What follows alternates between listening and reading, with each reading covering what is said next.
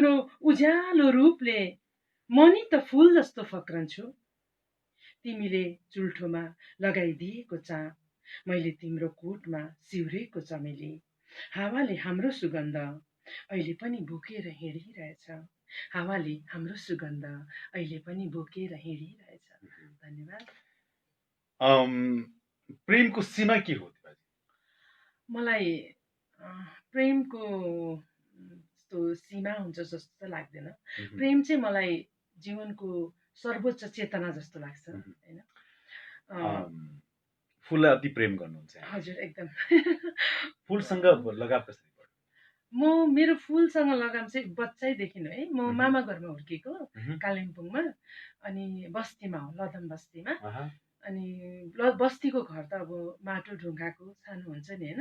अनि ठुलो आँगन थियो, त्योभन्दा 2टा काल्ला हुन्छ नि, ठुल्ठुलो काल्ला चाहिँ फुलबारी थियो। अनि घुरेनमा पनि फुलै फुल्थ्यो। सायद मेरो बाजे बोजूहरू नै फुलप्रति एकदम शौकिन हुनुहुन्थ्यो होला। अनि त्यही भएर म सानैदेखि फुलप्रति चाहिँ एकदमै शौकिन भएँ। हजुर। यहाँले नेपालमा बसेर पनि धेरै राम्रो व्यवसाय गर्दै हुनुहुन्छ। हजुर, म चाहिँ नेपालमा सिम्बेडियम अर्किडको पहिलो व्यवसाय नेपाली महिला व्यवसायिक हुँ। त्यो चाहिँ त्यतिखेरसम्म चाहिँ 6जना दाजुहरू मात्रै हुनुहुन्थ्यो, जो चाहिँ कोही सरकारी यहीँ सरकारी तौरबाट रिटायर भएको दाजु हुनुहुन्थ्यो भरत राई भन्ने, कोही चाहिँ पल्टनबाट होइन अब रिटायर भएर फर्केर अब रिटायर लाइफ बिताउनु पर्ने दाइ हुनुहुन्थ्यो भने म चाहिँ सायद सबभन्दा अलिक हुन्छ नि कम उमेरको, तर अर्किड चाहिँ मैले सानोदेखि देखेको भएर त्यसको भविष्य मैले देखेको थिएँ। मलाई चाहिँ के थियो भने अर्किडबाटै म नेपालको नाम चाहिँ बाहिर चिनाउँछु भन्ने चाहिँ एउटा भित्रबाट आयो होइन। त्यो भएर मैले सुरु गरेँ, तर त्यसलाई निरन्तरता दिन सकिनँ। अहिले यहाँको भिडियो कसले थामिरहेको? होइन, मैले चाहिँ त्यो त्यतिखेर चाहिँ म बाहिर जाने बेलामा मैले बेचेरै गएको। 9, 10, 11मा चाहिँ मैले राष्ट्रिय अर्किड अवार्ड चाहिँ पाएँ होइन। पाएको थिएँ 3 वर्ष लगातार। अनि त्यो चाहिँ प्राण भएको भनौँ न, बिरुवा त प्राण हुन्छ नि त। त्यो भएर मैले टाढो रहेर यो गर्छु भन्नु चाहिँ ठिक थिएन। त्यो सोचेर नै मैले बेचेरै गएको। नेपालमा राम्रो व्यवसाय गर्दै हुनुहुन्थ्यो। यहाँले त्रिभुवन विश्वविद्यालयबाट स्नातकोत्तर अथवा मास्टर्स पनि गर्नु? हजुर, नेपालीमा गरेको। नेपाली विषयमा। त्यति हुँदाहुँदै पनि नेपाल छोडेर जानुपर्ने बाध्यता के थियो? मलाई बाहिर खासमा सानैदेखि मन नपर्ने। म आफ्नै ठाउँमा केही गर्छु भन्थेँ, तर मैले त्यतिखेर मलाई सोचेर चाहिँ म बाहिर गएको होइन। मेरो ठुलो बाबु 21मा लाग्दै थियो, सानो बाबु 11-12 वर्षको। भनेपछि ठुलो बाबु चाहिँ लगभग बेरोजगारको लाइनमै थियो। त्यतिखेर मलाई मेरो श्रीमानले चाहिँ तिमीले आफ्नो सपनाहरूलाई बच्चाहरूको लागि त्यागेर बच्चाहरूकै लागि तिमी बाहिर आउनुपर्छ भन्दा, छोरी मान्छेको लागि सबभन्दा ठुलो कुरो चाहिँ परिवार हुँदो रहेछ। मदन पुरस्कार गुठीले अहिले 6वटा कृतिलाई मदन पुरस्कार, जसमा मलाई एकदमै मनपर्ने 2जना व्यक्तित्वहरू पनि पढ्नु भएको छ। तिनैजना भनौँ, कुमारनगर गुठी, एकजना अर्को सानु शर्मा, जसको एकादेशमा भन्ने कृति छ, कथाकृति छ। त्यस्तै गरी एउटा रणहार भन्ने एउटा औपन्यासिक कृति छ, जसमा अब भक्तपुरको रणहार अथवा रञ्जित मल्लको अन्तिम राजा रञ्जित मल्लको पेरिफेरीमा लेखिएको भक्तपुरको विकास छ। त्यति औपन्यासिक कृति भन्दा उहाँको बौद्धिकता अलि बढी देखिन्छ त्यसमा। योगेश राज, तिनैजना, अरू त म चिन्दिनँ। जस्तै यसमा अर्को मनोज बोगटीको पनि एउटा किताब पढेको छु जस्तो मलाई लाग्छ। कविता कृति यसपालि पुगेन जस्तो लाग्छ। कस्तो लागिरहेछ? कविलाई कविता देख्नु पर्ने हो कि अथवा के थियो त्यस्तो? होइन, छनौटमा सायद परेन होला होइन। त्यहाँनिर सायद भाग त लिनुभएको थियो। अनि कहिलेकाहीँ यस्तो हुनसक्छ, तर सकेसम्म सबै विधा समेटिनु राम्रो हो जस्तो लाग्छ। र म चाहिँ भर्खरै बाहिरबाट आएकोले ती पुस्तकहरू कुनै पनि पढ्न पाएको छैन। र सबैभन्दा बढी चाहिँ मैले फात्सुङको नाम चाहिँ बढी सुनेको भएर त्यो चाहिँ पढौँ भनेर मैले जो सोच्दै थिएँ भएर ठक्क जुन दिन आयो नि त्यो हेरेँ। अनि अरू चाहिँ मलाई अलिकति नयाँ नयाँ नामहरू लाग्यो होइन। अनि नगरकोटीको चाहिँ जे होस्, म उहाँको चाहिँ फ्यानै हुँ, म पढ्छु। हामी कफी विथ हाउस थोर्समा छौँ। तपाईँ फेसबुक लाइभ सुन्दै हुनुहुन्छ, हेर्दै हुनुहुन्छ। हाम्रो 4 तरिका छ, www.gracefm.com.np हाम्रो इन्टरनेट एक्सेस छ, संसारभरि सुन्न सक्नुहुनेछ। त्यस्तै गरी हाम्रो फेसबुक लाइभ छ, मेरो रामगोपाल आशुतोषको तर्फबाट छ, तपाईँले फेसबुक लाइभ अनि अडियो लाइभ छ ग्रेस एफएमको यो अफिसियल पेजबाट तपाईँले अडियो एचडी क्वालिटीको, जस्तो हाम्रो यहाँ बोल्छौँ त्योभन्दा राम्रो क्वालिटीको त्यहाँ हुन्छ। त्यस्तै गरी हाम्रो पात्रोबाट पनि संसारभरि सुन्न सक्नुहुनेछ। त्यस्तै गरी हाम्रो फ्रिक्वेन्सी मोडुलेसनको 107.6 मेगाहर्ज यो छँदैछ। दिपा राई पुन हुनुहुन्छ, उहाँको 4वटा कृतिहरू प्रतिरूप यो उहाँको साङ्गीतिक एल्बम हो भने छुट्टीको बागदाता उहाँको कविता कृति हो, तिमीभित्रको म र त्यस्तै गरी स्पन्दनका रागहरू उहाँका 3वटा कृतिहरू हुन्। तिम्रो सपनाको म दिपा राई पुनको पहिलो कविता कृति हो, स्पन्दनका रागहरू दोस्रो र छुटेको बागदाता तेस्रो कृति हो। अब एउटा प्रतिरूप बच्चा भन्दा पनि भर्खरै म्युजिक भिडियो एल्बम उहाँको एकल म्युजिक भिडियो एल्बम रिलिज भएको छ, त्यसबाट एउटा गीत सुन, शिव परियारको आवाज रहेको छ यसमा, हरि लम्सालको सङ्गीत रहेको छ, दिपा राई पुन आजको उहाँको शब्दचित्र रहेको छ। यो गीत प्रस्तुत गर्छौँ हामी भने फेसबुक लाइभमा रहिरहनेछौँ। अब म केही प्रश्नहरू सोध्छु फेसबुकमा जो हेर्दै हुनुहुन्छ, तपाईँले लाइभ हेर्दै हुनुहुन्छ, हामीलाई विश्वास छ तपाईँले लाइक कमेन्ट र सेयर गर्नुहुन्छ। मन परेको खण्डमा है, जीवन के हो? मलाई जीवन चाहिँ कस्तो लाग्छ भन्दा हामी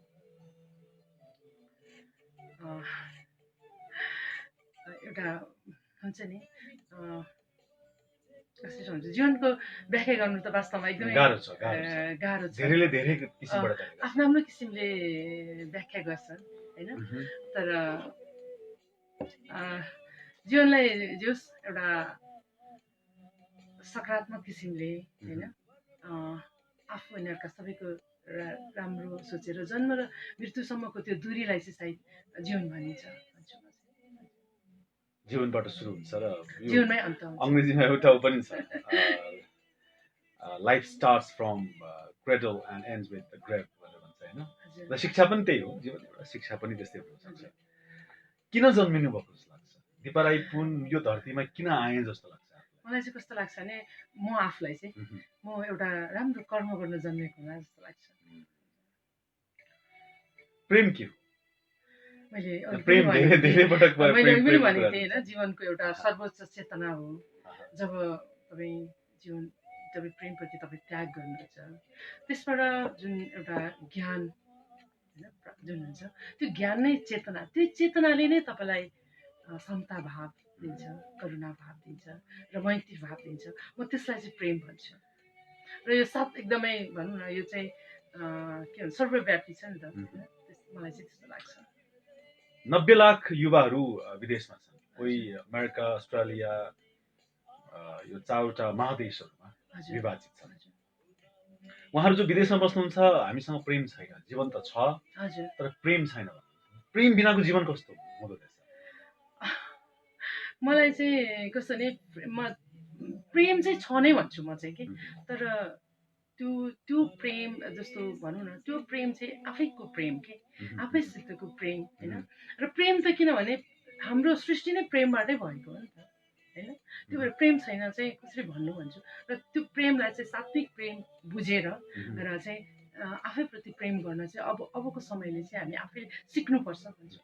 र म अभ्यास गर्छु, म पनि अभ्यास गर्छु त्यसमा। मानिसहरू धेरै सुखको खोजीमा लागेका, बुद्धले पनि त्यही बेला भनेका थिए, हजुर, अपो दीप भव, बी द लाइट अफ दाइसेल्फ भनेका, अथवा आफ्नो ज्योति आफै बनाऊ।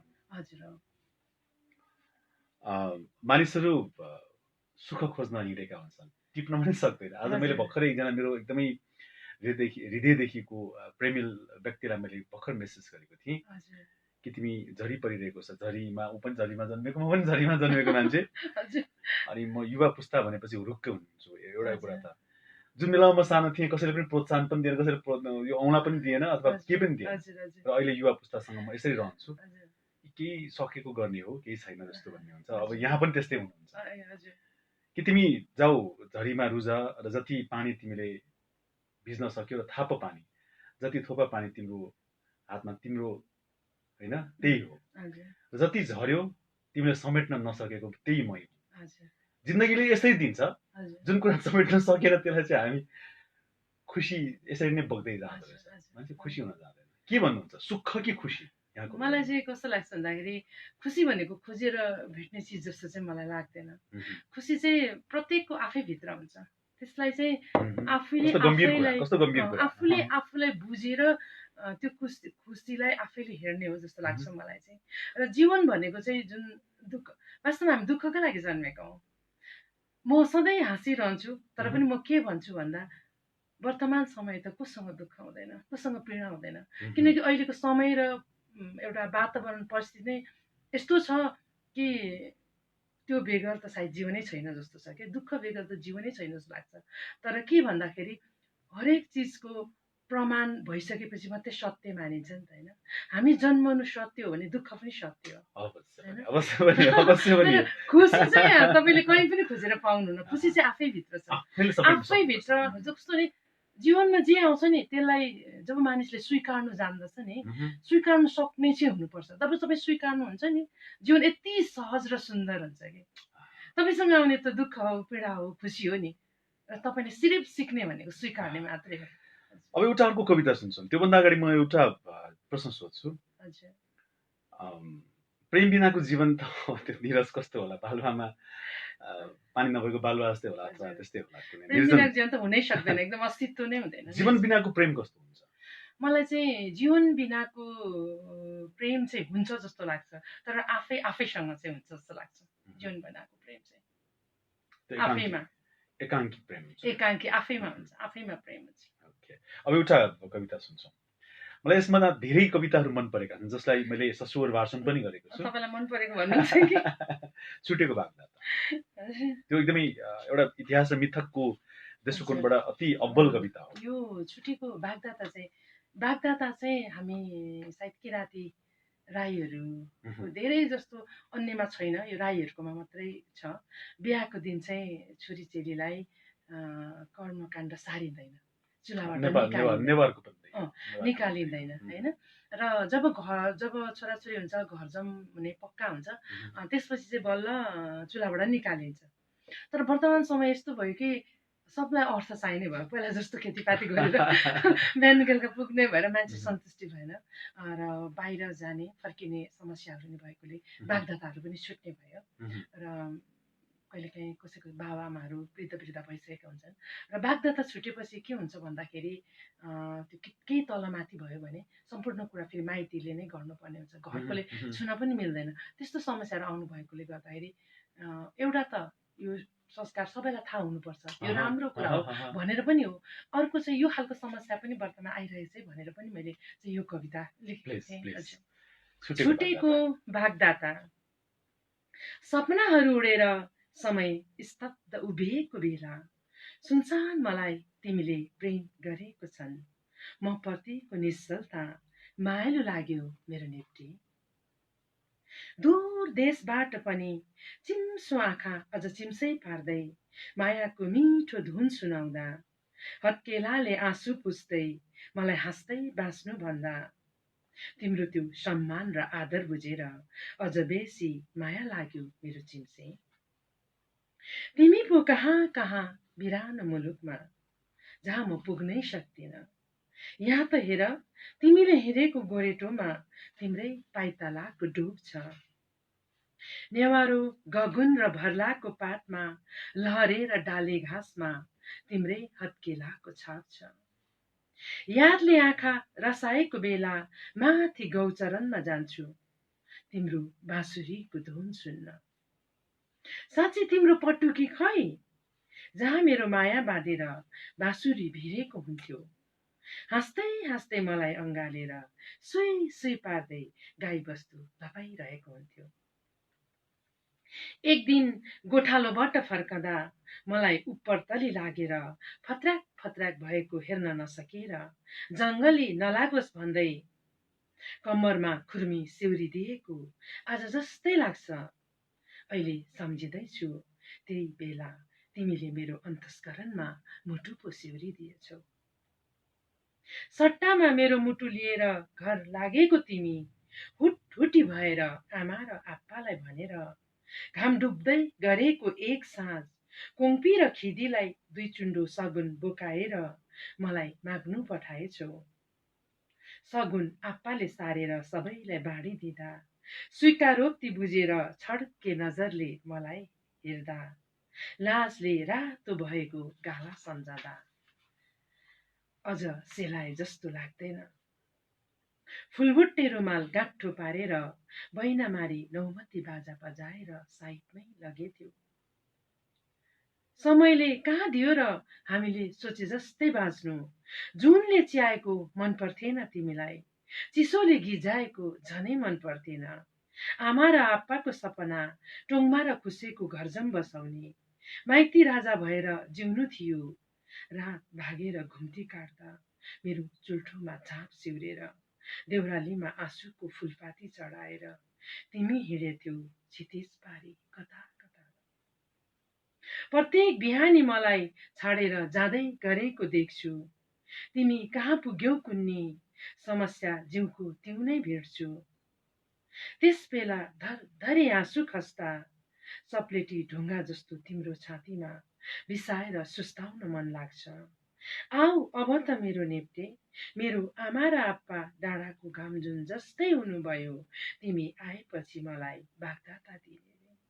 आऊ अब त मेरो नेप्टे, मेरो आमा र आप्पा डाँडाको घाम जुन जस्तै हुनुभयो, तिमी आएपछि मलाई बागदाता दिने रे, तिमी आएपछि मलाई बागदाता दिने रे। जीवन यहाँले कवितामा स्पन्दन गरा एउटा यस्तो किसिमको स्पन्दन हुन्छ, यस्तो टुकटुकी हाम्रो मुटुको चाल जस्तै संस्कार संस्कृतिहरू छन्। तर कतै कतै संस्कार संस्कृतिहरूले अघि यहाँले निवेदन भन्नुभएको जस्तै हामीलाई कहीँ न कहीँ बाँधिरहेको अथवा हामीलाई कहीँ न कहीँ कतै जान नदिएको त्यस्तो पनि त्यस्तो अनुभूति हुन्छ कि हुँदैन? संस्कार संस्कृतिले बाँध्ने होइन जस्तो लाग्छ मलाई। हामी जहाँ जान्छौँ हामीसँगै संस्कार संस्कृति चाहिँ जान्छ। किनभने हाम्रो आफ्नो परिचय र पहिचान नै संस्कार संस्कृति हो जस्तो लाग्छ र त्यस मामलामा नेवारहरू सचेत लाग्छ मलाई चाहिँ होइन। र म जहिले पनि जस्तो अहिले जातिहरू कुरा आउँदा संस्कृत कस्तो वर्तमान समयसँग मान्छे सायद वाक्क दिक्क भएर होइन एउटा आफ्नो जुन जो धरातल हो, आफ्नो जे हो, त्यो चाहिँ म चाहिँ त्यसलाई अहिले हामी खोजिरहेछौँ भन्ने चाहिँ लाग्छ क्या मलाई चाहिँ। म त्यसरी लिन्छु त्यसलाई। एकदम अहिलेको उसलाई विद्रोह गरेको, यस्तो गरेको उस्तो गरेको म भन्न केही रुचाउँदिनँ। म के भन्न रुचाउँछु भन्दाखेरि चाहिँ वर्तमान समयसँग मान्छे वाक्क छ र त्यो भएकोले गर्दाखेरि आफ्नो संस्कृति अतीतको जुन संस्कार हामी वर्तमानमा खोजिरहेछौँ, जसरी वर्तमान अतीत हुन्छ, मलाई चाहिँ त्यस्तो लाग्छ। अब एउटा गीत सुन्छौँ हामी, प्रतिरूपबाट सुरबराज आचार्यको एउटा गीत सुन्छौँ। तपाईँ ग्रेस एफएम 107.6 मेगाहर्जको साथमा हुनुहुन्छ, फेसबुक लाइभ सुन्दै हुनुहुन्छ, साथमा तपाईँ हाम्रो फ्रिक्वेन्सी मोडुलेसनको 107.6 मेगाहर्ज र अरू तरिकाबाट सुन्दै हुनुहुन्छ कफी विथ आशुतोष। शनिबार बिहान 9 देखि 10 बजे आउँछौँ। यो गीत तपाईँलाई सुनाउँछौँ दिपा राई पुनको शब्दमा सुरबराज आचार्यको आवाज। लेख्दै लेख्दै जाँदाखेरि कतै कतै बहकिन्छ, कतै कतै छोटिन्छ जीवन, कतै लम्बिन्छ, कतै छोटिन्छ जीवन, कतै विस्मृतिहरू हुन्छन्। बिर्सिन चाहेको तर बिर्सिन नसकेको अवस्थाहरू पनि आउँछ। त्यस्तो अवस्थाहरू के छ? बाल्यकालका स्मरणहरू? म मान्छेले बिर्से भने पनि कुनै पनि कुरो मान्छेले बिर्सन्छ भन्ने कुरामा चाहिँ म सहमत हुँदैन। नसम्झेकोमा हामीले त्यसलाई इग्नोर गरेको भनौँ न। र म पनि त्यस्तै छु, दुःखहरूको, पीडाहरूको, चोटहरूको प्रायः म त्योबाट परै रहन रुचाउँछु र त्यसलाई पनि सुखमा रूपान्तरण गर्छु। किनभने हरेक चोटहरूले मान्छेलाई ज्ञान दिन्छ भन्छु म चाहिँ, जीवनको शिक्षा दिन्छ भन्छु म चाहिँ। र दुःखी हुनु भनेको चाहिँ भाग्यमानी हो भन्छु म चाहिँ। किनभने त्यसले जस्तो हामीलाई जीवनको नजिक लगेर त सुखले दिँदैन जस्तो लाग्छ मलाई चाहिँ। नारायण गोपाल दाइले एउटा गीत गाउनु भएको थियो, थोरै चोटले ज्ञानी हुन्छ, धेरै चोटले बानी हुन्छ। आदत हुन्छ मलाई पनि त्यस्तै लाग्छ। दिपाजीको जीवनमा पनि त्यस्तै केही छन्? होइन, सबैको जीवनमा हुन्छ नि, मेरो मात्रै किन भन्नु, या मलाई मात्रै किन राख्नु, होइन। मलाई चाहिँ मलाई चाहिँ कस्तो लाग्छ भने सबैको जीवनमा हुन्छ। सबैजनाले जीवन जब दुःखलाई भनौँ न जितेर आइन्छ नि, तब मात्रै मुस्कुराउन सकिन्छ जस्तो लाग्छ। गजबको कुराहरू। दुःखलाई जितिसकेपछि मात्र मुस्काउनु। किनकि दुःख सबैभन्दा प्रिय हुन्छ नि त। जब दुःख प्रिय हुन्छ नि, त्यसपछि त मुस्कुराउनु कुन ठुलो कुरा हो र। लेखेर के पाउनु? मलाई कस्तो लाग्छ भन्दाखेरि यो नाफा नोक्सानको हिसाब होइन लेख्नु भनेको। लेख्नु भनेको कलाको प्रस्तुतिकरण हो, होइन। हामी जति सक्छौँ, किनभने मैले जीवनलाई जहिले पनि एउटा सिकाएको क्रम अभ्यास जस्तो लाग्छ, होइन। र त्यो भनौँ न म बाँचिन्जेल त्यसकै क्रममा हुन्छु जस्तो लाग्छ। त्यो भएर यस्तो पाउने भन्ने कुरा हुन्न जस्तो लाग्छ मलाई, किनभने यो नाफा नोक्सानको हिसाब होइन नि त। यहाँको लेखनको स्रोत? मेरो लागि स्रोत चाहिँ समाज, सृष्टि, समसामयिकताको जुन भाव र अनुभूति हुन्छ नि, त्यो नै मेरो स्रोत हो। तपाईँ नेपालको एकदमै सम्पन्न संस्कृति र संस्कारको धनी मध्ये एउटा समुदायको प्रतिनिधि पनि हुनुहुन्छ। एउटा जन्मिनु भएको एउटा घर, फेरि तपाईँ जहाँ बाँधिनुभयो त्यो अर्को घर, दुईवटा संस्कृतिको फ्युजन हुनुहुन्छ। दुईवटा संस्कृतिको फ्युजन भइरहँदाखेरि त्यो दुवै संस्कृतिको यहाँसँग छाप छ। एउटा आफू जन्मेको र त्यसपछि ग्रहण गरेको त्यो संस्कृतिको संस्कारको कतै दाँच्नु भएको छ जीवनलाई। ती दुई संस्कृतिहरू बीच कसरी मेल हुन्छ र त्यसको सौन्दर्य कसरी प्रस्फुटन हुन्छ? मैले तपाईँलाई अघि नै भने, जीवनलाई जब हरेक कुराहरू सहज रूपले स्वीकारिन्छ, होइन, त्यसपछि नै सहज हुन्छ भनेर। अनि मलाई कस्तो लाग्छ भने प्रत्येक जातिको जुन संस्कार संस्कृति हुन्छ नि, त्यो भनेको चाहिँ राष्ट्रको सम्पत्ति हो जस्तो लाग्छ मलाई, होइन। र राष्ट्रमा अलिक समस्या रहेछ है, धेरै संस्कृति होइन, एकदम नजानेर हो। यो त पर्यटकहरूलाई तान्ने एउटा एकदम सबभन्दा ठुलो उपाय थियो कि, तर नबुझेर सायद होला। र त्यो समय पनि आउँछ, एक दिन हेरिराख्नुहोस्, किन हामी यति धनी छौँ नि त, होइन। यो हाम्रो देश भनेको त गरिब होइन कि, गरिब बनाइएको हो कि। हामी त सम्पन्न हो नि त, होइन। हामीसँग के छैन भन्नुहोस् न, होइन। त्यस हिसाबले चाहिँ हामी सम्पन्न हो। हामी चाहिँ गरिब होइन, गरिब बनाइएको हो। त्यो कारणले गर्दाखेरि पनि मैले तपाईँलाई यसरी दुईवटा मेरो घर र माइतको दाँच्नु भयो नि, म चाहिँ कहिले पनि कसैको पनि दाँच्दिनँ, म स्वीकार्छु, होइन। म जसरी मैले मेरो स्वीकार्छु, म तपाईँको पनि सहजै स्वीकार्छु। र मलाई चाहिँ कस्तो लाग्छ भने अर्कोको जहिले पनि जान्नु, बुझ्नु, थाहा पाउनु मन लाग्छ कि। र त्यही कुराको लागि नै मैले यो छुट्टिएको बागदादासँग कविता पनि लेखेको हुँ। हामीमा के छ भने, हामी नेपालीहरूमा स्वीकार्ने एकदमै बानी छैन कि। तपाईँले स्वीकार्नु जब बानी बसाउनुहुन्छ नि, एकदम धेरै कुराहरू बुझ्नुहुन्छ। जीवनलाई बुझ्नको लागि दुनियाँ दर्शन पढ्नै पर्दैन। एक्लै अर्काको बुझ्ने चाहिँ चाहत भयो भने मात्रै पनि त्यहीँभित्र कयौँ दर्शनहरू छ जस्तो लाग्छ है मलाई चाहिँ। कविता शीर्षकमा मेरो कवितामा पनि त्यसै लेखेको छु, म जीवन बुझ्न पढ्दिनँ मार्क्स र बुद्ध। म पनि त्यही हो, म जीवन पढ्छु। आफ्नो जीवन नै पर्याप्त हुन्छ बुझ्ने हो। यहाँले भन्नुभयो त्यस्तो एक्सेप्ट, त्यो पढि नै सकिँदैन, एउटा जीवन नै काफी छ। यो जस्तै अब कविता लेखिरहँदाखेरि धेरै कुराहरू हाम्रो समय अझ बुझ्ने मौका पाउँछ। अन्त मान्छेले मैले गुमाएँ, यति गुमाएँ, त्यति गुमाएँ, मैले यहाँसम्म आउनलाई धेरै पापड बेलेको छु भन्ने, कसरी त्यसरी पापड बेल्नु भएको छ? मलाई चाहिँ त्यस्तो गुमाएँ भन्ने लाग्दैन, होइन। मैले चाहिँ पाइरहेको छु जस्तो लाग्छ। यदि लेखिनँ भने मैले धेरै कुराहरू गुमाउँछु, मलाई नै पनि गुमाउँछु। किनभने म भनेर जो छु नि, यो म भनेको त मैले लेखेपछि, जब मैले मेरो आफ्नो कुराहरूलाई मैले अरूको अगाडि राखेपछि म भएको हो नि त। सायद मैले लेखिनँ भने म पनि हुँदिनँ भनेपछि त मेरो गुमाउने कुरा आएर मैले त पाइरहेको छु नि, एकदम धेरै पाइरहेको छु जस्तो लाग्छ मलाई चाहिँ। आजको कफी विथ आशुतोषमा एउटा status of the week, status of coffee with Ashutosh. अब त्यो धेरै कफी विथ आशुतोष मैले चलाइसकेको छु। बौद्धिक व्यक्तित्वहरूसँग गर्ने वार्तालाप नै अर्कै हुन्छ। दुःखलाई जितिसकेपछि मुस्कान प्राप्ति हुन्छ। यो तपाईँले पनि सम्झिराख्नु होला। दिपा राई पुनलाई कविहरूले किन पढ्ने? म त्यसको उत्तर त एकदम चित्त बुझ्ने गरी सायदै दिन सक्दिनँ होला, तर साहित्यिक आँखाले जीवनको अन्तिम बिन्दुमा पनि हेर्दाखेरि चाहिँ म सकारात्मक हेर्नुपर्छ भन्छु। र मलाई लेख्दाखेरि म एकदम ठुल्ठुलो आदर्श, ठुल्ठुलो सिद्धान्त, ठुल्ठुलो कुराहरू मलाई लेख्न पनि आउँदैन। दैनिक जीवनमा जे भोगिरहेछौँ त्यसमा साना साना कुराहरू जो छुटेको हुन्छ, कसैले पनि देखेको हुँदैन, त्यस्ता विषयहरू टिपेर मलाई कथा कविताहरू लेख्न मन लाग्छ। र ती साना कुराहरू प्रत्येकले जीवनमा भोगिरहेको हुन्छन्, ताकि पढ्दा उनीहरूलाई यस्तो लागोस् मैले नै भोगिराखेको हुँ होइन।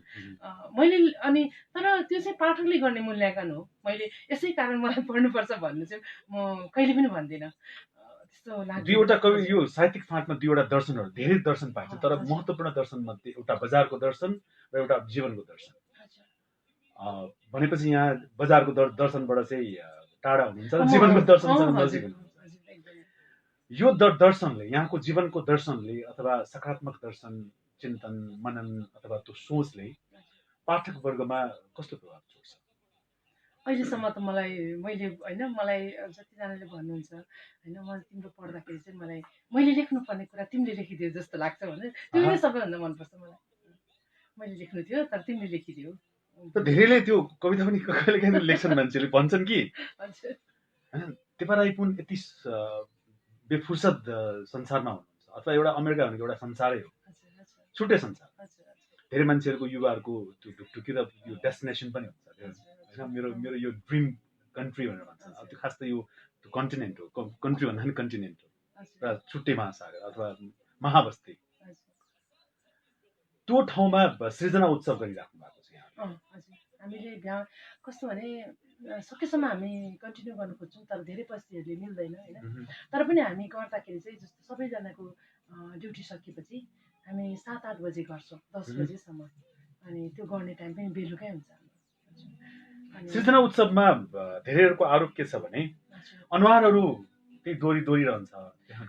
कस्तो भने बाहिर त एक त हुँदैन, हामी 8-10 जना हौँ, जे गऱ्यौँ त्यही 8-10 जना हौँ। बाहिरबाट आउनेलाई समेटेर गर्ने पनि त्यही हौँ, त्यहीँको त्यही गर्ने पनि त्यही हौँ के। अनुहारहरू अर्को हुने भन्ने त कुरै हुँदैन नि। यहाँको कफी चिसो भइन्छ, हामी कफी पनि पिउँदैछौँ, यहाँहरूको हामी कमेन्ट पनि हेर्दैछौँ, तर हामी कमेन्टलाई राखीजीले अमेरिकाबाट चाहिँ हेर्दैछु, हार्दिक बधाई छ भन्नुभएको छ। उषा दिदीले नमन है दिदी, राम्रो लाग्यो भनिराखेको छ। अनि उता पूर्वबाट टिका लेखाली दिदीले एउटा सुन्दर कार्यक्रम भन्नुभएको छ। दिपक न्यौपाने सर हुनुहुन्छ, त्यस्तै गरी रञ्जना मैनालीजी नमस्ते। सबैलाई आशुतोष राई गायक हुनुहुन्छ, कला गेलालजी हुनुहुन्छ, उहाँले पनि हेरिराख्नु भएको छ।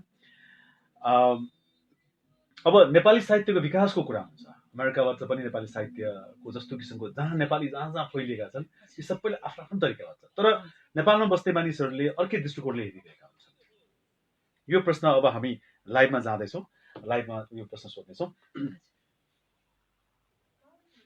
लाइक कमेन्ट र सेयर गर्नुहोला, अवश्य पनि गर्नुहोला। र आज जो हेर्दै हुनुहुन्छ नेपालमा हुनुहुन्छ भने अवश्य आउनु। आशुतोषजी प्लिज तपाईँ आउनु होला, प्रज्ञा प्रतिष्ठानमा 2 बजे छ। आज दिपा दिदीको एकल कविता वाचन छ प्रज्ञा प्रतिष्ठानमा, अवश्य पनि आउनु होला। जो नेपालमा हुनुहुन्छ, सँगै नजिकै हुनुहुन्छ, अवश्य पनि आउनु होला।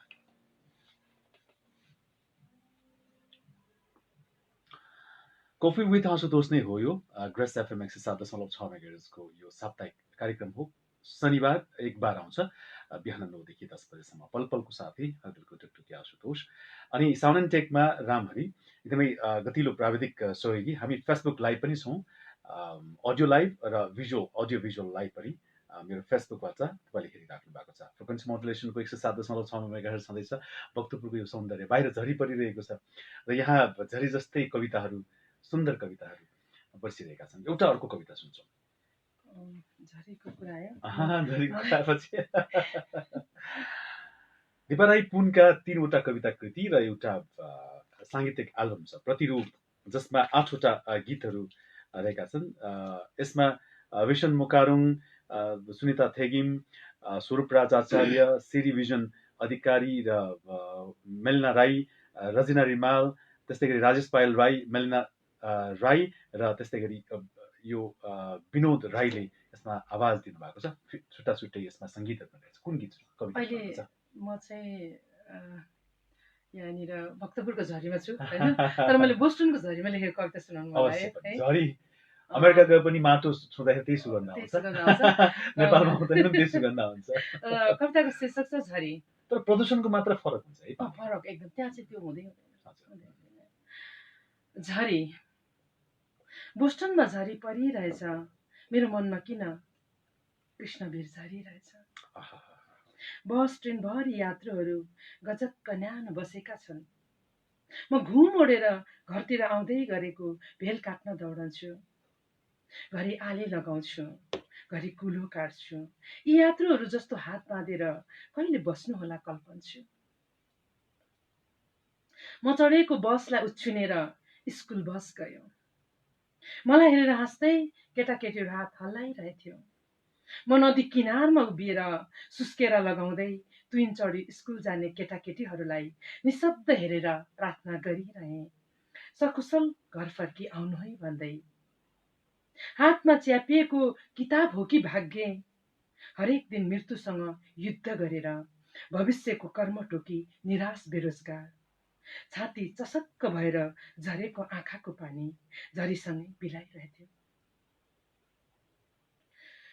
टोलाएर झ्यालबाट बाहिर हेरेँ, ठुलो क्षेत्रफलमा वृद्धाश्रम रहेछ, जहाँ वृद्ध वृद्धाहरू कोही पढिरहेथे, कोही हिँड्दै बिस्तारै उफ्रदै थिए, कोही हाँस्दै जोडी हिँडिरहेथे, कोही चिया र कफीको चुस्कीसँग सङ्गीतको धुनमा मस्त थिए। बुढेसकालमा पनि साँच्चै जीवन बाँचिरहेथे। म हातको मोबाइलमा एकपछि अर्को समाचार पढ्दै थिएँ। आफ्नै छोराले वृद्ध आमालाई पशुपतिमा छाडेर भाग्यो। बुहारीले वृद्ध अशक्त ससुरालाई घरबाट निकालिदियो। गाउँमा वृद्ध बा आमाहरू भोकलाई पटुकीमा कसेर मृत्यु पर्खिरहेका छन्। बाहिर हेरे झरी रोकियो, म भित्र झरिरहेछ कृष्णवीर। बाहिर हेरे झरी रोकियो, म भित्र झरिरहेछ कृष्णवीर, म भित्र झरिरहेछ कृष्णवीर। देशमा धेरै समस्याहरू छन्, यद्यपि हामी देशमा एउटा एक दिन त आउँछ नि है शान्तिको, त्यो समृद्धिको सपना त हामीले देख्नुपर्छ। प्रधानमन्त्रीजीले देखाउनु भएको छ, तर त्यो बाटोमा हामी हिँडिरहेका छैनौँ, अथवा प्रधानमन्त्रीजी स्वयं पनि, उनका कार्यकर्ता स्वयं पनि हिँडिरहेको देखिँदैन। धेरै नारा लगायो भने त्यो धेरै चिनी भएको जस्तो तितो हुँदो रहेछ है। कविता लेख्दाखेरि यहाँको मुख्य विषय प्रेम जस्तो देखिन्छ, जस्तै अब मानवीय प्रेम र यहाँको व्यक्तिगत प्रेम पनि कतै कतै छचल्किए जस्तो लाग्छ। म कविताको विषयहरू चाहिँ प्राय प्रकृति होइन प्रेम जीवनै बनाउँछु, अनि समसामयिक घटनाहरू घटेको जुन कुराहरूले छोएको विषयहरूलाई पनि म उठान गर्छु। जस्तै पर्यावरणको कुरा गर्दाखेरि बोस्टनको पर्यावरण र नेपालको कृष्णवीर एउटा नीति, त्यो उसमा जहाँ एकदम दुःखको एउटा जहिले पनि झरिरहने अथवा जहिले पनि भत्किरहने जीवनको यहाँको पर्यावरणसँग जीवनलाई यसो तुलना गर्नुभएको छ। आज संयोगले प्रज्ञा प्रतिष्ठानमा यहाँको कवि एकल कविता वाचन, यहाँ पनि एकल कविता वाचन, गीत पनि बजिरहेको छ। कस्तो सौभाग्य, कस्तो भाग्यमानी है म। हाम्रो कोफी विथ आशुतोषको एउटा सौभाग्य पनि हो। के हुँदैछ आज 2 बजे नेपाल प्रज्ञा प्रतिष्ठानमा हुने कार्यक्रम के हुन्छ त्यहाँ चाहिँ मूल बाटो प्रतिष्ठानबाट चाहिँ म उतै हुँदाखेरि नै फल बुक गरी वरिकन रेडी, मलाई सरप्राइज दिनुभएको खास यो चाहिँ। म आउनु बित्तिकै मलाई थाहा भयो मेरो लागि होइन। एकदम मलाई कस्तो यहाँ आउँदाखेरि चाहिँ जस्तो उहाँबाट आउँदा चाहिँ म मेरो घरको काम के गर्छु भनेर आउँछु कि, तर यहाँ आइसके साथीहरूले यति धेरै माया दिनुहुन्छ कि त्यो मायाले म त यति प्रफुल्ल भएर हुन्छ नि ऊर्जा बोकेर जान पाउँछु होइन। मलाई त्यो नै खुसी लाग्छ। म यहाँ आउँदाखेरि पाएको यो जुन छ नि माया, त्यो चाहिँ मेरो लागि एकदम ठुलो पुरस्कार हो कि उपहार हो कि। एउटा अर्को कविता सुन्छौँ हामी। एउटा कविता सुनिसकेपछि फेरि हामी सङ्गीततर्फ जान्छौँ। यहाँले जो सङ्गीत र साहित्यको दुवैको दिनुभएको, त्यसको साथसाथमा साहित्यिक गतिविधि पनि यहाँ गरिराख्नु भएको छ। त्यसका बारेमा अझ थोरै कुराहरू हामी गर्नेछौँ। कुन कविता सुनाउनुहुन्छ हामीलाई आज? यो भनेर छुट्याएको छैन, त्यही भएर म सट्ट जुन निस्किन्छ त्यो सुनाउँछु। कोफी विथ आशुतोष बिहान 9 देखि 10 बजेसम्म आउँछ प्राविधिक सहयोगी रामहरि र म पल पलको साथी हजुरको ढुकढुकी आशुतोष। यो एकदमै लामो इतिहास छ कफी विथ आशुतोषको, वर्तमान पनि छ दुवै। अब कविता हामी सुन्छौँ। धेरैजनाले ल्याम्प पोस्ट शीर्षकमा कविता लेख्छन् है, म पनि यो सुनाउँछु। यो चाहिँ कसरी जब बोस्टन गएँ नि पहिलोचोटि हुन्छ नि सिमसिम पुरा त्यो सेतै सेतो हुन्छ नि, त्यतिखेर बाहिर निस्केर बरन्डामा हेर्दाखेरि कस्तो देख्दा त आनन्द आउँछ नि होइन, त्यतिखेर लेखियो मैले +2 मा फर्स्ट टाइम देखेको थिएँ द फग। द फग भन्ने त्यो ल्याम्प पोस्टको ठ्याक्कै यस्तो बिम्ब आउँछ द फग भन्ने यो आरएल स्टिभेन्सनको कवितामा त्यो गजबको आउँछ। यही शीर्षकको कविता सुनाउँछु। Lamp post. विचारको मथिङ्गल मथेर गुदी नछुटिँदा त रनभुल्ल चक्करमा घन चक्कर हुँदा मध्यरातमा म सडक ओर्लन्छु। स्तब्ध लमतन्न सडक निधाएछ कतिखेर सेतो ओढ्ने ओढेर हिउँको। उसलाई नबिउझाइदिन म वर ल्याम्प पोस्टमा उभिएँ। हेरेर मायाले क्षितिज पारीसम्म ल्याम्प पोस्ट भने जिस्किरहेथ्यो। बत्ती बालेर नागिएको रुखलाई मेरो भर तिमी तिम्रो भर म साउती मारेर काने खुसी गर्दै मलाई नदेखेर म छायामा थिएँ आफ्नै उज्यालोको।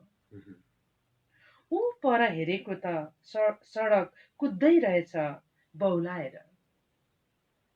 तल माथि तेर्सो जताततै सडक सडक जस्तो हुनलाई, बाटो भुलेर बाटो बनाउनुलाई। रुख पनि सन्का भएर गर्मीमा रङ फेरि फेरि सजिएर जाडोमा नागिनु किन पर्थ्यो। तपस्वीलाई धमिराले ढाके जस्तो हिउँले ढाकिएर पूर्ण ज्ञान बाँचे जस्तो बाँच्नलाई।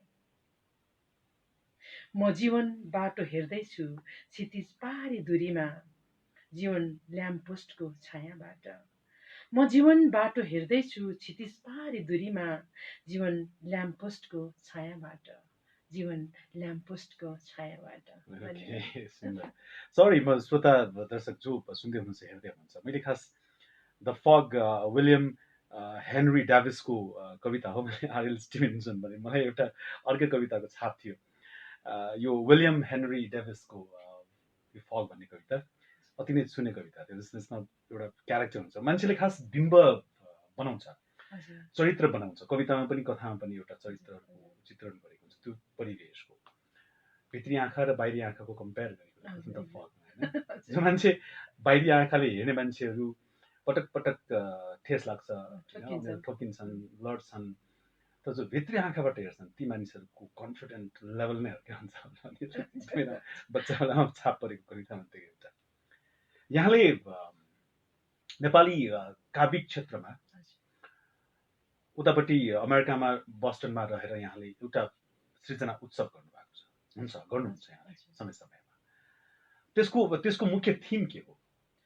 त्यसो कस्तो भन्दाखेरि अब पहिलो कुरो त साहित्यिक रुचि हुनेहरू होइन, एउटा कोठामा बसेर अथवा एउटा कतै बसेर जुन लेख्ने क्रम अब सुनाउनु पर्छ भनेपछि चाहिँ लेखिन्छ त्यहाँनिर, नभए त खासै लेख्ने समय पनि हुँदैन। बाहिर बस्नेहरू त अब काम काम काम हुन्छ नि होइन। त्यो भएको कारणले गर्दाखेरि पनि अर्को कुरो चाहिँ त्यहाँनिर त अब हाम्रो जेनेरेसनमा हो हामीले गरिरहने, हामीभन्दा अर्को पुस्ता आउनेहरूलाई पनि हामीले केही भनौँ आफ्नो भाषा र साहित्यमा लगातार गर्नु भनेको चाहिँ देशलाई सम्झाउनु पनि हो जस्तो लाग्छ मलाई, माटोलाई सम्झाउनु पनि हो जस्तो लाग्छ होइन। त्यस हिसाबले पनि हामीले गरेर अझ नयाँ भाइ बहिनीहरूलाई चाहिँ होइन उनीहरूलाई पनि चाहिँ हामीले भनौँ न भानु जयन्तीमा विभिन्न कुराहरूमा चाहिँ समेट्ने गरेको छौँ कि। त्यो चाहिँ जस्तो अन्तर्राष्ट्रिय नेपाल साहित्य समाज होइन अनि त्यो जुन गर्दाखेरि चाहिँ हाम्रो चाहिँ सृजना उत्सवको चाहिँ के मात्रै हो भन्दाखेरि जति पनि साहित्यिक रुचि भएको व्यक्तिहरू छन्, चाहे नयाँ होस् चाहे पुरानो होस् चाहे जोसुकै होस्, सबैजनालाई समेटेर हामीले चाहिँ आफ्नो लेखनलाई लगातारता दिउँ भन्ने हो। र त्यहाँ चाहिँ सबैजना पोस्टहरू छैन, सबैजनाले सम्मान छन्। अनि अर्को नयाँ सिर्जनाहरू चाहिँ गरिरहँ भन्ने पनि एउटा आफैलाई दिने एउटा प्रेरणाको रूपमा पनि गरौँ भन्ने। र अर्को चाहिँ कस्तो भने बाहिरबाट आउने जुन सर्जकहरू हुन्छ नि, हामी त्यो आफूले गरिरहने भए पनि सर्जकसँग एक सास पनि भन्ने त्यही जोडिएको। फेरि त्यो चाहिँ हामीले त्यसो गऱ्यौँ भने कोही बाहिरबाट कलाकार साहित्यकार जो पनि आउनुहुन्छ नि उहाँहरूलाई पनि हामी चाहिँ समेट्न सक्छौँ भन्ने एउटा विश्वासले पनि हो त्यो गर्नुको उद्देश्य चाहिँ हाम्रो। यतिखेर मैले दिपा राई पुनमा आमाको छाप अलिक बढी नै देखेँ मैले। जो बिमला राई हुनुहुन्छ, हजुर कसरी आमाको जुन यो गतिविधि देख्दाखेरि उहाँको बोल्ने शैली अनि जीवन दर्शन अथवा जिउने कला हुन्छ मान्छेहरूको, त्यो सबै छाप अलिअलि गरेर दिपा राई पुनमा सरेको जस्तो मलाई लाग्छ। कस्तो भने आमा मेरो लागि चाहिँ आमा त मेरो एउटा आदर्श पनि भयो होइन। अर्को कुरो चाहिँ आमा मेरो सबभन्दा नजिकको साथी पनि हुनुहुन्छ कि। म चाहिँ आमासँग सानैदेखि मेरो घरको एउटा चाहिँ कस्तो थियो भने गल्ती गर्यो भने पनि घरमा भन्दाखेरि हरेक गल्तीहरूलाई क्षमा, तर इमान्दार हुनुपर्छ, ढाँट्नु हुँदैन, यसरी सिकेँ म हुर्केँ भनौँ न। अनि त्यो भएको कारणले गर्दाखेरि पनि मलाई चाहिँ आमाको सायद प्रभाव बढी छ कि म हरेक कुरामा आमाको सल्लाह चाहिँ मलाई सही लाग्छ कि जहिले पनि। र एकजना आमाले आफ्नो सन्तानलाई गलत सल्लाह पनि दिँदैन होला होइन। र त्यो भएको कारणले गर्दाखेरि पनि मलाई आमा आफैमा एउटा विश्वविद्यालय जस्तो लाग्छ कि। किनभने मेरो आमाले आफै जीवन धेरै पढ्नु भएको छैन मेरो आमाले, तर मेरो आमामा पढ्ने बानी छ। आमाको पढ्ने बानी, मेरो बाबाको पढ्ने बानीले गर्दा नै म सानोदेखि पढ्ने भएको पनि हो। किनभने म चाहिँ सानोमा चाहिँ कस्तो हुन्थ्यो भने अब लेख्नुपर्छ पढ्नुपर्छ भन्ने चाहिँ बरु उहाँहरूले नभन्नु हुने होइन, तर उहाँहरू आफू चाहिँ फेरि पढ्नु हुने कि। अनि पढ्दाखेरि चाहिँ म चाहिँ आमा चाहिँ धेरै जस्तो जासुसी म्याच पढ्नुहुन्थ्यो कि वेदप्रकाश शर्माहरूले, आमाको पनि छोडेर पढ्थेँ। अनि बाबाले चाहिँ हो जस्तो पारिजात दिदी होइन, अनि जस्तो हाम्रो शङ्कर लामिछाने होइन, इन्द्रबहादुर राई यस्तोको चाहिँ बाबाले पढ्नुहुन्थ्यो होइन। अनि बाबा त धेरै अङ्ग्रेजी पढ्नुहुन्थ्यो, नेपालीको पढ्दा पनि अहिलेसम्म चाहिँ राम्रो विद्वानहरू पढ्नुहुन्थ्यो कि। अनि बाबाको चाहिँ के बुझेर पढ्थेँ, तर पढ्न चाहिँ पढ्थेँ होइन। अनि उता दाईहरू हुनुहुन्थ्यो, छोराआमाको छोरा दाईहरू हुन्थ्यो, कलेज पढ्नुहुन्थ्यो धरान। उनीहरू त क्रान्तिकारी प्रभाव हुन्छ नि, उनीहरूले चाहिँ फेरि अरू नै किताबहरू लिएर आउँथ्यो है, क्रान्तिको किताबहरू, अनि त्यो अनुवाद किताबहरू लिएर आउँथ्यो, त्यो पनि पढ्थेँ मलाई चाहिँ। तर मलाई के लाग्छ भने म सानोमा के बुझेर पढ्थेँ पढ्न चाहिँ, तर म सबैको पढ्थेँ कि। र त्यसले गर्दा चाहिँ मलाई पढ्ने बानी भयो, र पढ्ने बानी हुनुको लागि चाहिँ आदत नै हुनु पर्दो रहेछ। एउटा अर्को कविता सुन्छौँ, कुन कविता सुनाउनुहुन्छ हामीलाई? त्योभन्दा अगाडि केही 5वटा प्रश्न सोध्छु। पहिलो प्रेम। हजुर, पहिलो प्रेम हाम्रो बेलामा त प्रेम नै गर्दैन थियो है, तर पनि प्रेमको एउटा अनुभूति चाहिँ सायद स्कुल लेभलमा। पहिलो प्रेम पत्र। प्रेम पत्र नै चाहिँ सायद लेखिन कि कहिले पनि। दिन्छ त्यो आश्चर्यको कुरा चाहिँ त्यो। पहिलो कमाइ। पहिलो कमाइ चाहिँ मैले डिप्लोमा सकेपछि धादिङमा गएर मैले। जीवनको पहिलो पुरुष।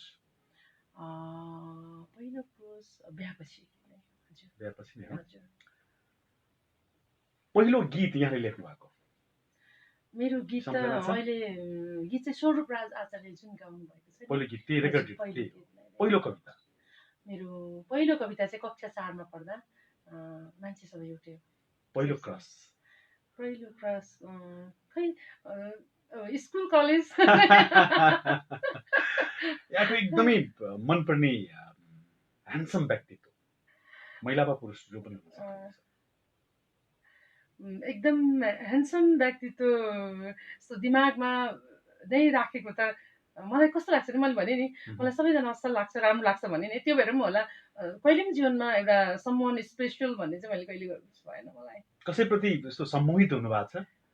थाहै भएन मलाई, सबैजना उस्तै दृष्टिले हेर्न सकौँ भन्ने खालको स्वभाव छ नि त मेरो। त्यो कविता सुन्छौँ। म यो छोटो कविता सुनाउँछु। यो छोटो कविता चाहिँ मैले जब पार्कमा गएर बच्चाहरू खेलिरहेको हुन्छ नि, त्यो खेलिरहँदाखेरि बच्चाहरू हुन्छ नि, त्यो चिप्लेटी खेल्दाखेरि क्या, सायद तपाईँले पनि खेल्नु होला, मैले पनि खेलेँ। मैले चाहिँ ढुङ्गामा खेलेँ। अहिलेको बच्चाहरू पार्कमा अब होइन व्यवस्थित उसमा खेल्यो, अन्त म गाउँमा हुर्केको, म चाहिँ चिप्लेटी ढुङ्गामा खेल्थेँ। र त्यसरी नै पार्कमा बच्चाहरू खेलिरहेको बेलामा लेखेको छोटो कविता हो। जीवन उदान। एउटा बालापन धैर्यले रहर चढेर चिप्लेटी खेल्दै तल झर्दा संसार जितेको आभासमा हाँस्छ। एउटा बालापन धैर्यले रहर चढेर चिप्लेटी खेल्दै तल झर्दा संसार जितेको आभासमा झर्छ। त्यही जीवनको उत्साह हुर्केर परिपक्व हुँदा सपनाको क्षिति छुएर झर्न नहुने कस्तो विडम्बना जीवनको। एउटा अबोधता जितिरहन्छ जीवनलाई, कि त बोधता जितिबस्छ जीवनलाई। एउटा अबोधता जितिरहन्छ जीवनलाई, कि त बोधता जितिबस्छ जीवनलाई। धन्यवाद। एउटा दार्शनिक कविता। प्रेमको अध्यात्म र जीवनको अध्यात्म फरक हुन्छ हजुर र जीवनलाई धेरै सामाजिकताहरूले धेरैलाई गर्छ, प्रेमलाई पनि गर्छ। हजुर तर कसैले भन्नुभएको थियो प्रेम ब्लाइन्ड हुन्छ, त्यो ब्लाइन्ड हुन नसकिकन प्रेम हुनै सक्दैन, मान्नुहुन्छ? कस्तो भने मलाई चाहिँ प्रेम शाश्वत हो, प्रेम हिजो पनि थियो, आज पनि छ र भोलि पनि हुन्छ भनेर मैले स्वीकार्छु नि होइन। त्यो स्वीकार्नु नै एउटा हुन्छ नि। मैले यति भन्दाखेरि दिपा राई पुन सत्यलाई सत्यकै रूपमा सत्य स्वीकार्न सक्ने व्यक्ति हो। हजुर त्यति भएपछि सकारात्मकता कहीँ जाँदैन होइन। जब तपाईँ सत्यलाई स्वीकार्नुहुन्छ तपाईँलाई सहज हुन्छ होइन। तर कहिले काहीँ यस्तो पनि हुन्छ जीवनमा, सत्य जुन सत्य छ त्यसले कसैलाई चोट पर्छ भने चोट नपार्न त्यो सत्यलाई तपाईँ कहिले काहीँ बङ्गाउनु पनि त्यो चाहिँ एउटा जीवनको जिउने सहज क्रममा हामीले त्यसो पनि गरिरहेको हुन्छ। तर स्वीकार्ने चाहिँ सत्यलाई नै। मूलबाटो प्रतिष्ठानको आयोजनामा यहाँको एकल कविता वाचन सफल होस्। हामी यहाँसम्म आइदिनु, यो झरीमा झरीको सङ्गीत सुन्दै सुन्दै थानकोटबाट भक्तपुरसम्म यसरी आउनुभयो, यहाँलाई धेरै धेरै धन्यवाद। हजुरलाई पनि धेरै धन्यवाद, अनि प्राविधिक तपाईँलाई सहयोग गर्नुहुने भाइलाई पनि धन्यवाद, र सबैजनालाई यहाँबाट सुनिरहनु भएको हेरिरहनु भएकोलाई चाहिँ आज प्रज्ञा प्रतिष्ठानमा चाहिँ म तपाईँहरूलाई कविता सुनाउन बोस्टनबाट आएको छु।